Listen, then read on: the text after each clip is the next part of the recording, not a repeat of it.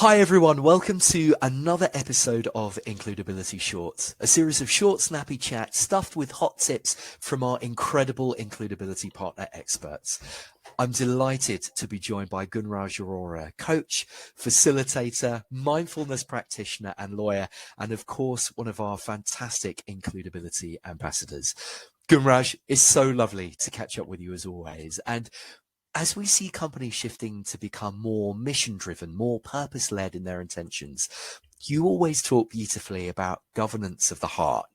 Tell us what that means and what would be your tips that businesses should be considering to ensure that their intentions remain on track?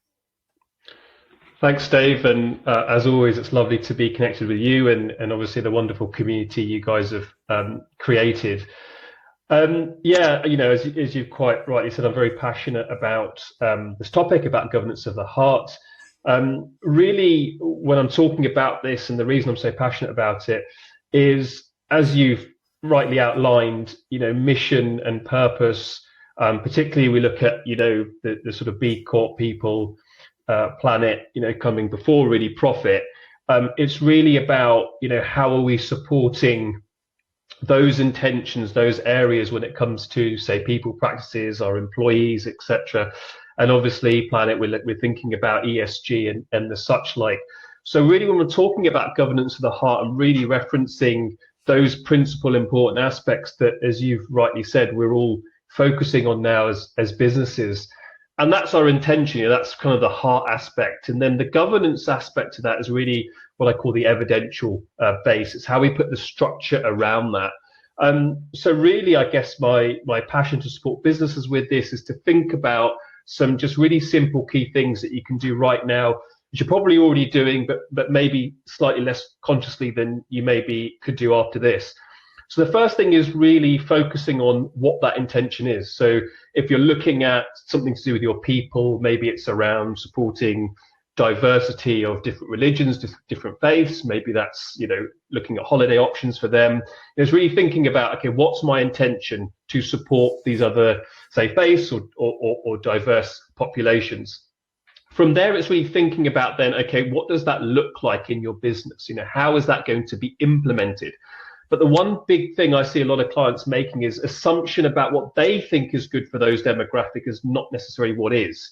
So the really important next step is when you've thought about your intention first, it's to then check in with those people, whether it's a sample group, whether it's trusted networks that you have internally, go to them and say, okay, I have this intention of trying to think about how we support you in what you're doing. I think maybe this is it. What is it that you or others would best benefit from? Once you have that, you kind of have a sense then of how is it going to look like into your business. That's when we start going to the evidential base. We start getting down to our paper documentation. So just writing it down, even on a piece of paper, maybe even putting an email, just putting it out as, maybe an outline sort of policy. What would it look like in practice?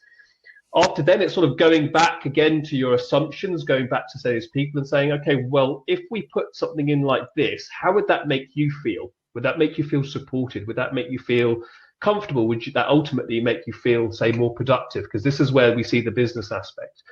Once you've done that process, you've probably reiterated, it's then getting to that, I guess, final process of sign off and implementation to the company. So whether in an employee context, that could form part of your staff handbook, it could form part of a company constitution, whatever it is that you have, it's then getting to that final stage of implementation. So I know it's been a quick canter through, but hopefully that's given an essence to our views of the importance of this topic, why I'm so passionate about it, and perhaps what you could just be doing now, little simple things to help you on your way. So for now, that's me, and thanks again for having me. Gunraj, you're wonderful. Thank you so much. It's just incredible to catch up with you as always. And thank you for all of your guidance and your wisdom and your support. Such an incredibly important area for all businesses to focus on. And thank you. And to everyone who has just watched our latest Includability short, thanks, of course, to you as well for joining us. For more of these light bulb moments, please do head over to weareincludability.co.uk, or of course you can check out our YouTube and Spotify channels. In the meantime, let's keep learning, let's keep growing, and let's keep making our workplaces more inclusive, diverse, and mentally healthy together. Have a really great day, everyone.